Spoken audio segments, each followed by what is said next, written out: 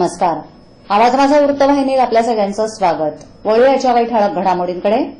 31 जानेवारीपर्यंत मालमत्ता कर भरल्यास दंड पूर्णपणे माफ. ठाणे महानगरपालिकेचं कर सवलतीचं गाजर. ठाण्यात बिल्डरांचे मेट्रो मार्केटिंग. एमसीएचआयद्वारे ठाणे प्रॉपर्टी एक्स्पो 2015चं आयोजन. आणि बदलापूर निवासी आश्रमशाळेत विद्यार्थिनींशी छेडछाड. आश्रमशाळेतील अधीक्षकाविरोधात गुन्हा दाखल.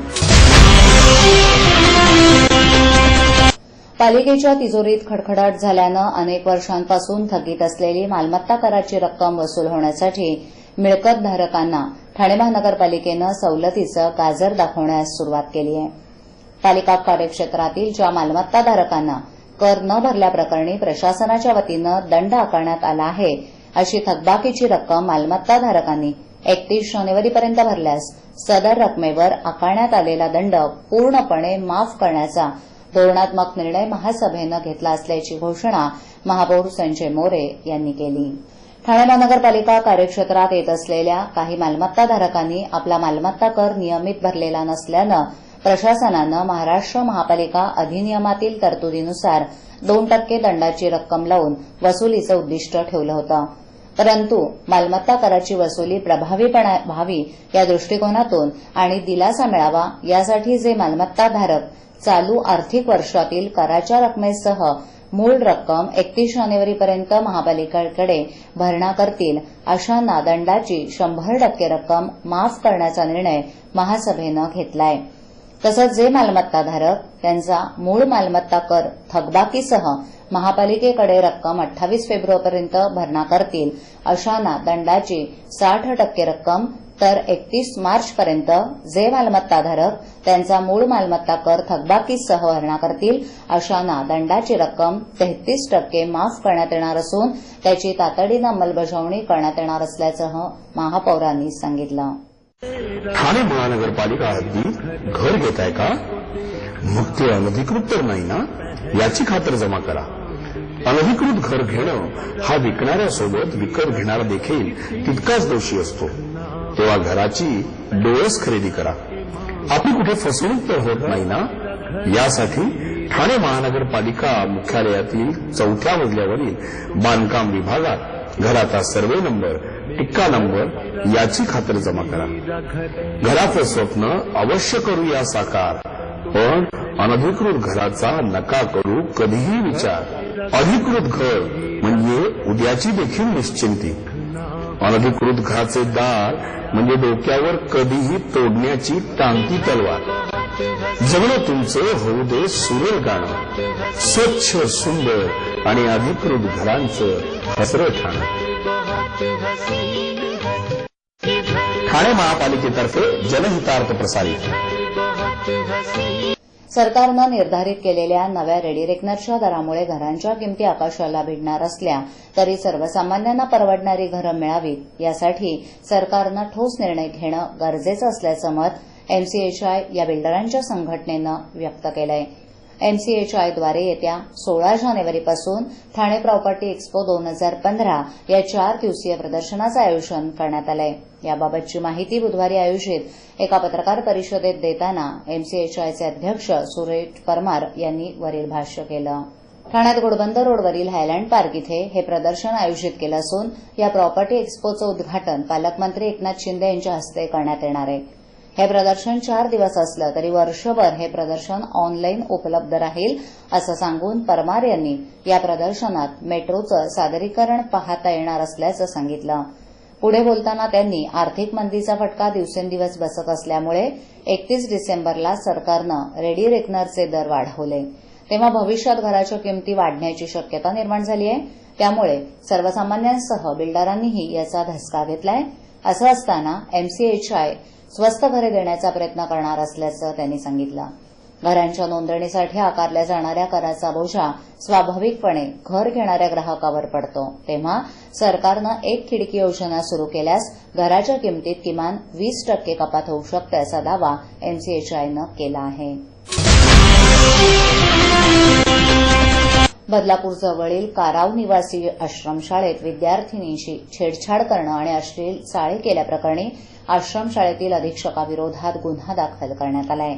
या प्रकरणी कुळगाव पोलिसांनी अधीक्षकाला अटक केली आहे. बदलापूर जवळील काराव येथील उल्हास परिसर प्रतिष्ठान संचालित निवासी आदिवासी आश्रमशाळा आहे.